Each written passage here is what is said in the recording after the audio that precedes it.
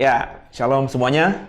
Kembali dengan saya di program By the Way Podcast ini. Seperti biasa di program ini, saya ngajak ngobrol teman-teman saya untuk berbagi kesaksian, berbagi pengalaman hidup. Ya, dengan harapan ketika nanti ini materi di-share, banyak orang yang diberkati, ketemu jalan keluar, siapa tahu puji Tuhan ya. Dan intinya kita ingin menjadi berkat lah ya. Dari kesaksian hidup ini bisa menjadi berkat sehingga nama Tuhan dipermuliakan. Ya. Dalam program hari ini saya mengundang sahabat saya, teman saya panggilnya sih sehari-hari Bu Baby gitu ya.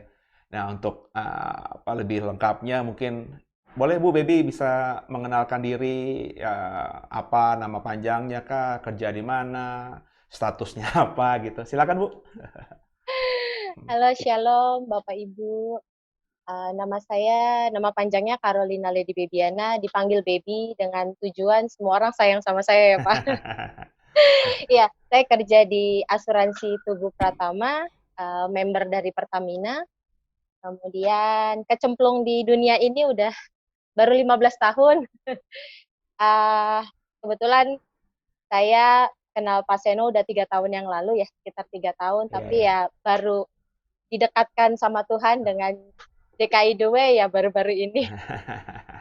Iya, iya. Jadi dulu ketemu sama gara-gara Pastor Bimo ya di Cempaka Ya, Putih. betul. Ya, saya janjian sama Pak Bimo, terus ada Bu Baby dan ada Mama, ada beberapa teman lainnya di sana Ya, dan kita ketemu. Ya, jadi kenapa saya undang Bu Baby ini karena Bu Baby pernah cerita tentang kesaksian hidupnya gitu ya. Jadi saya diberkati ya, terus saya ngajak untuk ayo dibagikan dong gitu ya supaya semakin banyak orang yang diberkati dan akhirnya bisa punya iman yang keren gitu. Nah, Bu Baby, sebelum kita ngomong ke poin yang tentang kesaksian itu, Bu Baby apa sih yang apa namanya, pengalaman yang sebelum ke poin yang ingin kita bicarakan itu, ada nggak pergumulan-pergumulan ketika masih muda kah yang dialami, yang bisa dibagikan sebelum Bu Baby akhirnya dewasa kah, atau menikah dan akhirnya punya punya putra gitu, ya ketika masa remaja? sebenarnya kalau dibilang pergumulan mungkin ketika saya udah menikah ya lebih pergumulan Oh, hidup yang benar-benar tantangannya sebenarnya banyak lah pergumulan hidup. Saya percaya juga ya Bapak Ibu yang nonton di sini teman-teman semua juga pasti punya pergumulan. Tapi uh, oh ya saya lupa ngomong ya statusnya itu saya sudah pisah. Tapi in relationship ya Pak ya, nanti ada yang komplain. Ya, jadi saat ini status saya sudah pisah. Alasan pisahnya itu karena ada pihak ketiga ya Tuhan izinkan itu terjadi dalam rumah tangga saya. Kemudian yang mau saya ceritain paling pesen kalau ada yang nonton ini siapin tisu dulu gitu ya Pak. Oh jadi Iya, jadi Ibu Baby sudah menikah begitu ya sebelumnya. ya Kemudian sudah. saat ini kondisinya sudah berpisah dengan pasangan yang menikah itu ya.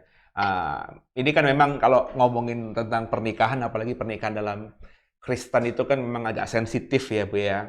Jadi Betul. satu sisi saya bersyukur Ibu mau bagi ini kepada banyak orang. Tentu nanti saya juga titip pesan buat semua yang dengar ini bukannya jadi alasan ya. Ada kasus-kasus tertentu yang memang bisa terjadi. Nanti jangan dengar gara-gara kesaksian Bu Baby terus di otaknya ada, oh bercerai itu bisa, gampang, boleh gitu ya. Ini tentu ada kasus-kasus tertentu gitu ya. Yang pastinya Bu Baby dulu menikah di dalam uh, Kristen gitu kan ya, di gereja gitu Iya, ya Bu. iya. Jadi Tahun berapa tuh Bu? Tahun waktu berapa? sudah lama-lama sudah Hmm. zaman masih unyu-unyu lah ya sekian sekian tahun yang lalu. Oh, Jadi kalau kalau dibilang kenapa nggak dipertahankan, mungkin nanti ada yang pasti di komen seperti itu ya. Kalau boleh dibilang semua sudah saya lakukan gitu. Saya mau lewat siapapun hamba Tuhan juga sudah saya lakukan sampai ada banyak hamba Tuhan yang bilang memang ya kalau sudah jalannya Tuhan mungkin seperti ini ya kita terima yang terbaik gitu, dan yang mungkin Tuhan izinkan ini terjadi karena ya Tuhan punya rencana gitu. Jadi segala cara sudah saya lakukan. Kalau ditanya sudah semua dari saya mulai datang ke pendeta yang satu, datang pendeta yang satu, gereja yang lain gitu, minta mendoakan. Ya memang pergumulannya memang mantan saya itu memang tetap minta pisah. Iya, iya. Nggak gini, Bu. Kan nggak usah disebutin umur ya. Kalau perempuan ditanya umur kan sensitif gitu ya. Iya, Tapi kayaknya lo lebih muda daripada gue gitu ya. iya, Cukup cukup jauh di bawah saya. Cuman iya, anak-anak lo kan jelas udah gede banget, udah 17 tahun ya. iya. Berarti kalau boleh tahu itu nikah muda sekali. Saat mengambil Muda, keputusan untuk menikah itu muda. muda. Masih Oh, 21 tahun. wih. Jadi, tapi itu dalam posisi ketika ngambil keputusan menikah di usia yang sangat muda. Kalau bagi saya sangat muda ya, 21 Iya, tahun. iya, Di dalam konteks zaman sekarang lagi, kalau zaman ibu nenek kita dulu mah itu udah ketuaan gitu kali ya. iya, Tapi kalau di zaman kayak kita gini, 21 tahun nikah itu kan sesuatu yang apa namanya sangat muda sekali, berani sekali. iya, Itu memang dalam iya. kondisi mantap, sudah siap, atau memang Belum, belum, oh, jadi memang belum. ibu akui juga bahwa ngambil keputusan Ya, menikah di usia 21 tahun itu memang karena suatu belum siap. kondisi, ya, Oke, karena suatu oke. kondisi. Oke, jadi Ya, menikah di saat muda ya mungkin memang apa ya, secara mentalnya juga mungkin awalnya belum siap ya, untuk secara mental. tapi lo pacaran sama mantan suami itu cukup lama untuk bisa mengenal sehingga akhirnya berani untuk menikahi dia gitu? 2 tahun, Pak. Oh, 2 tahun ya. Lumayan lah ya, 2 tahun terus berarti 2 tahun itu berarti lulus SMA tuh apa sudah? Dua Ya, 2 tahun, iyalah iya lagi kan? unyu-unyunya lah, Pak. Usia 19, 18 Iya, ketika sekitar pacaran 19. baru lulus SMA Iya, kali ya, ya. Terus iya. 2 tahun langsung ngambil sikap menikah dan berapa lama usia pernikahannya, Bu? Berusaha untuk dipertahankan selama berapa lama? Enggak, jadi gini, Hmm. kalau dibilang kan sebenarnya ini personal juga ya. Jadi Nah, gini, kalau dulu itu menikah karena saya terlanjur hamil gitu. Jadi oke, oke. ya, kemudian, eee, ini mungkin Mas Yano juga baru tahu ya. Jadi, karena masih muda banget, terus akhirnya, kita memutuskan pisah cuman cuman 2 tahun ya, Pak, itu si Oke. Tama ya. Nah, kemudian, akhirnya saya ketemu sama yang sekarang, yang ini. Jadi saya menikah tuh udah 2 kali, Pak. Entar dulu, entar dulu. Ini ya, ini bener gue baru tahu nih ya. Jadi, Baru tahu, iya, jadi iya, ini menarik juga ya semuanya ya. Jadi teman-teman yang saya undang di program ini ternyata saya pikir saya sudah tahu, ternyata saya baru tahu. Kemarin juga betul, yang ada ibu yang saya undang juga ternyata juga banyak saya tahu dan puji Tuhan lah. Jadi saya lebih dekat iya, lagi dengan Ibu Baby. Nanti ke depan iya, kalau kita semakin bisa bersama dalam pelayanan, ya saya iya, semakin bisa memahami gitu kan ya. Jadi iya, Bu Baby itu saat usia 21 tahun menikah, itu ada kecelakaan begitu ya, maafkan iya, saya, ya kenakalan anak muda, emosi anak muda, sehingga akhirnya harus menikah. Tapi dalam pernikahan itu nggak lama, ya iya. bercerai gitu ya. Terus si Tama sudah ada. Nah, Tama ini Bersama saya, Tama ya sudah sama saya akhirnya. anaknya Bu Baby yang pertama yang saya bilang tadi usia Iya, 17 tahun itu ya. iya, Oke, oke. iya, Nah, berarti Ibu iya. struggle sebagai single parent sejak usia 22, Iya. 23 Jadi tahun begitu ya. cuman sebentar lah ya, jadi, ya 23 tahun saya udah jadi single parent, orang bapaknya juga nggak membiayai juga, jadi memang sudah terbiasa sih gitu. Kemudian Oke. 7 tahun kemudian ya saya nikah itu umur 28 lagi ya, setelah, Oke.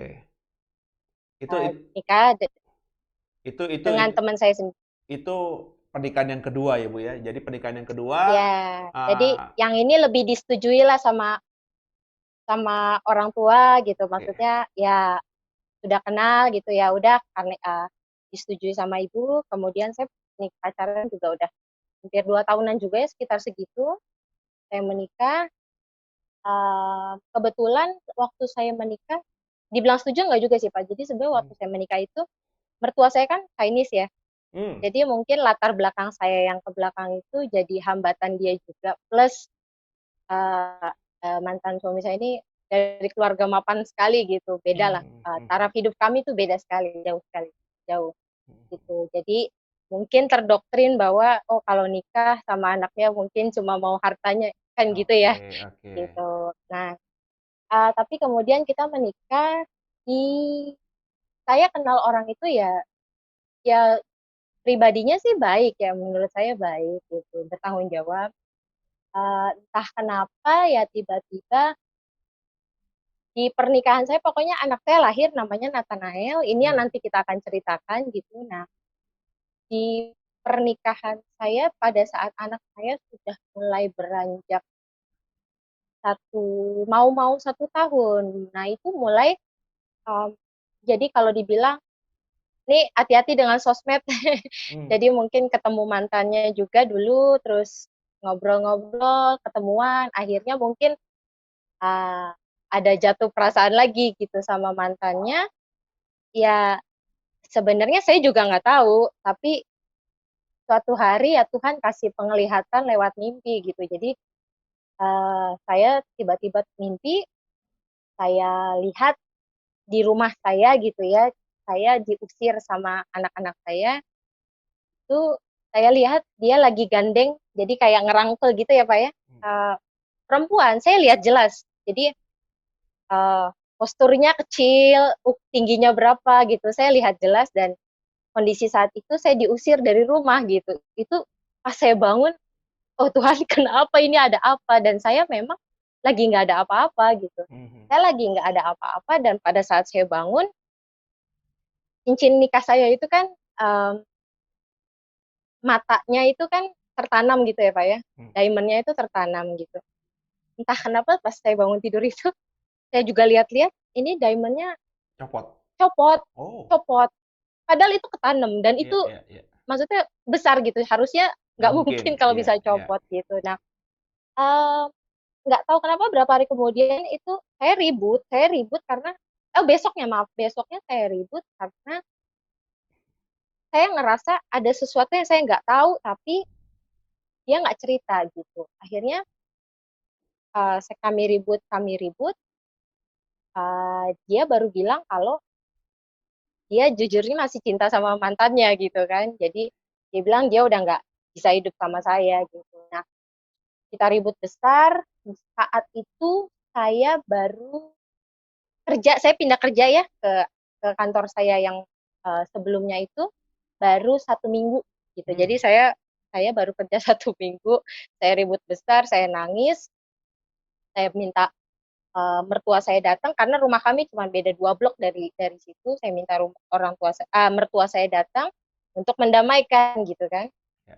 Uh, itu sudah mertua saya memang dasarnya karena nggak suka ya beliau uh, ya cuma nyalahin aja ya kamu sih soalnya begini begini begini gitu. Jadi akhirnya ya udah saya kerja, saya nangis sepanjang selama beberapa bulan yang biasanya dia jemput saya itu dia nggak jemput dan setiap hari dia cuma bilang saya mau pisah gitu. Nah di situ saya galau ya, jadi kalau dibilang pikiran saya itu cuma ke suami saya waktu itu. Jadi kenapa ya Tuhan izinkan terjadi? Saya salah apa gitu? Saya nggak macem-macem. Saya juga istilahnya nggak jelek-jelek amat ya Pak ya, gitu kan. Terus kok bisa dia ninggalin saya seperti ini gitu. Terus saya juga nggak tahu banyak hal yang Tuhan kasih sesuatu yang membuat saya tahu hubungan dia sampai seperti apa gitu. Banyak hal yang tiba-tiba saya tahu lihat dari handphone. Saya dulu masih Yahoo Messenger, saya bisa baca chatnya mereka cuma karena anak saya asal-asal scroll, tahu-tahu kebuka semua chatting mereka gitu. Nah, kalau dibilang kenapa nggak dipertahankan, saya sudah mempertahankan semampu saya sampai saya berlutut di kakinya dia sampai saya bilang, kamu mau bersama wanita itu nggak apa-apa, asal anak-anak tetap di rumah, anak-anak tetap punya bapak gitu. Jadi dia bilang, oh enggak, saya udah nggak bisa hidup sama kamu, kita pisah gitu. Nah, kekalutan itu membuat saya nggak konsentrasi. Saya nggak, maksudnya gini, saya nggak tahu kalau anak saya ternyata lagi sakit. Gitu. Saya nggak fokus dengan itu sampai jadi saya ribut itu bulan Januari 2012. bulan Februari 2012 perut anak saya itu tiba-tiba mulai mengeras gitu. Bulan Maret, jadi saya udah nggak dinafkahi lagi, oh ya.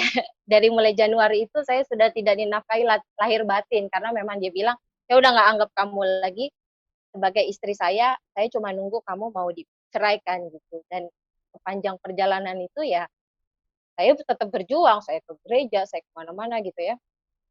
Sampai suatu saat, uh, anak saya mengeras perutnya, mbaknya bilang, Bu, ini kok Nathan perutnya keras ya di sebelah kanan atau kiri saya lupa ya, di sebelah kanan perutnya keras gitu. Terus saya bilang mungkin belum pup gitu biasanya. Enggak Bu, ini makin lama makin keras gitu. Saya bulan Maret saya baru bisa ke dokter karena kalau pakai uang pribadi saya nggak punya uang gitu. Jadi semua kebutuhan di rumah itu harus saya tanggung sendiri. Biasanya dikasih suami, saya tanggung sendiri. Nah, mertua saya udah nggak mau tahu, dia bilang kalau mau pisah-pisah aja, nggak usah dibuat repot gitu ngomongnya.